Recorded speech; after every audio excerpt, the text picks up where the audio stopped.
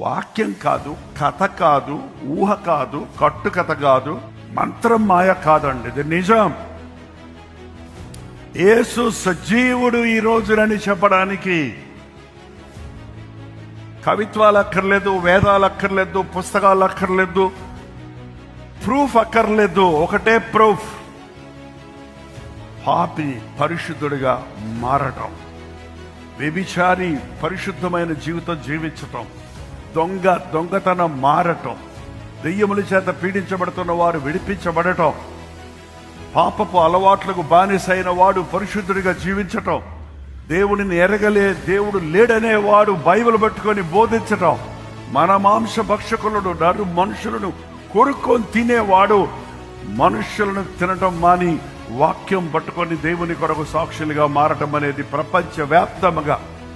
ఈ నాటి వరకు అనుదిన